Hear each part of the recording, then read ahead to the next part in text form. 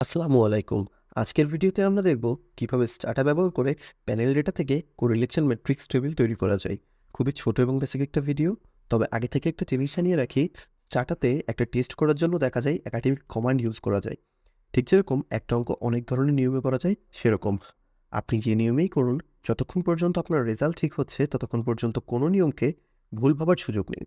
যাই হোক, আমরা সরাসরি মেইন টপিকে চলে যাই এবং যাওয়ার আগে জানিয়ে রাখি, এই ভিডিওটি বোঝার জন্য আপনাকে এই সিরিজের আগের ২টি ভিডিও দেখা প্রয়োজন হতে পারে।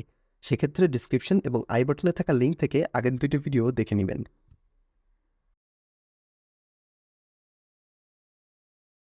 তো স্টার্টাতে কোরিলেশন ম্যাট্রিক্স বের করার জন্য আমরা ২টা কমান্ড ইউজ করতে পারি। প্রথমটা হচ্ছে কোরিলেট, দ্বিতীয়টা হচ্ছে PWCORR। তবে এখানে ম্যাট্রিক্স বের করার আগে আমাদের আরও একটি জিনিস করতে হবে। কমান্ড বারে এসএসসি ইনস্টল ASDOC লিখে এন্টার প্রেস করতে হবে এবং এটি প্রেস করার আগে মেক শিওর করতে হবে যে আপনার কম্পিউটারে ইন্টারনেটের সাথে কানেক্টেড আছে। এই কমান্ড এর মাধ্যমে আমরা মূলত স্টার্টার ভিতরে একটি ফাইল ইনস্টল করব। কমান্ডটি লিখে এন্টার দিলে নিচে এরকম কিছু লেখা আসবে এবং একবারে নিচে পার্সেন্টেজ শো করবে যে কতটুকু ডাউনলোড হয়েছে। 100% ডাউনলোড হয়ে গেলে এখানে একটা মেসেজ আসবে যে ডাউনলোড কমপ্লিট বা এই জাতীয় কিছু।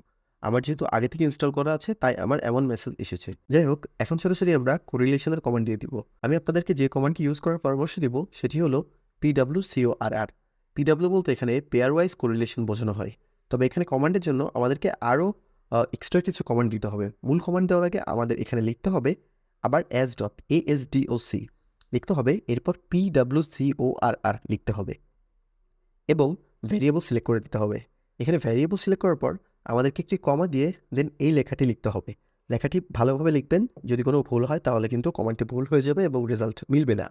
তো এখানে আমাদের যেটি লিখতে হবে star parenthesis then all parenthesis closed and then replace. So মোটামুটি আমি লেখাটি আপনাদের সুবিধার্থে এখানে আবারও দিয়ে দিচ্ছি। এই লেখাটি কপি পেস্ট করতে হবে। সো এই লেখা হয়ে গেলে আমরা এন্টার দিয়ে দিব এবং আমাদের রেজাল্ট চলে আসবে। এটি হচ্ছে আমাদের রেজাল্ট, যা সরাসরি এভাবে একটা ছকে আসবে এবং এটা আমরা এখন আমাদের প্রয়োজন মতো ব্যবহার করতে পারবো।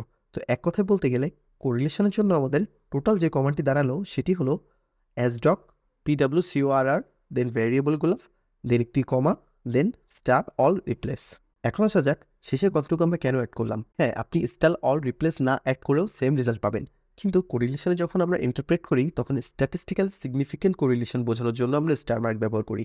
3 স্টার, 2 স্টার এবং 1 স্টার, যার মাধ্যমে যথাক্রমে আমরা 1%, 5% এবং 10% সিগনিফিকেন্স লেভেল আর কি বোঝানোর জন্য এটা ব্যবহার করে থাকি। এজন্যই মূলত আমরা কমান্ডের শেষে অ্যাডিশনাল স্টার অল রিপ্লেস কমান্ডটুকু অ্যাড করলাম, যার ফলে আমরা যে রেজাল্ট পেলাম সেখানে এই সিগনিফিকেন্স লেভেলটি অটোমেটিক চলে আসে। অন্যথায় দেখা যায় রিসার্চের ডকুমেন্ট আমাদেরকে ম্যানুয়ালি স্টার মার্ক করে বসাতে হতো। তবে স্টার মার্কের বসানোটা ম্যান্ডেটরি না, এটা মূলত বোঝার সুবিধার্থে, অর্থাৎ একজন রিডার যখন এই রেজাল্টটি গো থ্রু করবে সে যেন সহজে বুঝতে পারে, এজন্য সম্ভবত এটা দেওয়া থাকে। তো আপনি এটুকু অ্যাভয়েড করতে চাইলে সমস্যা নেই। সেক্ষেত্রে আপনি শুধু ASDOC PWCORR দেন ভ্যারিয়েবলগুলো ব্যবহার করবেন। আর এখানে ASDOC ছাড়াও আপনি সেম রেজাল্ট বের করতে পারবেন শুধু যদি বাকি অংশটুকু আপনি দিয়ে কমান্ড দেন, কিন্তু সেক্ষেত্রে একটা সমস্যা হবে। সমস্যাটা হলো রেজাল্টটি এভাবে ভেঙে শো করবে 2 পার্টে। সহজে বোঝার জন্য আলাদা আলাদা না করে এক টেবিলে আনার জন্যই মূলত আমরা এখানে ASDOC কথাটি ইউজ করছি। তো স্টাটা ক্যালকুলেশন পার্ট এতটুকুই।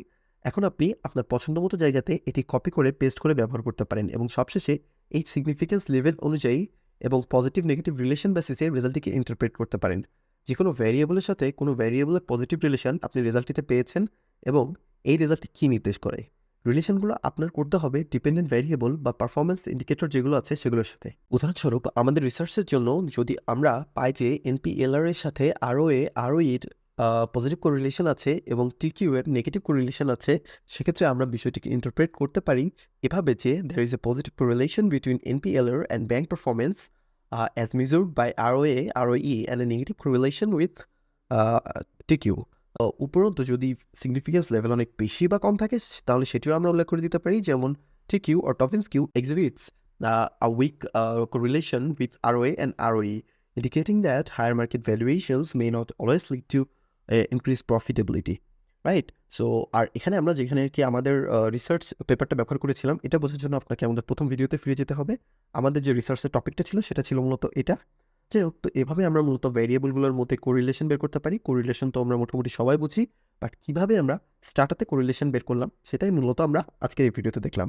তো এই ভিডিওতে আজ এ পর্যন্তই। দেখা হবে পরবর্তী ভিডিওতে ইনশাআল্লাহ।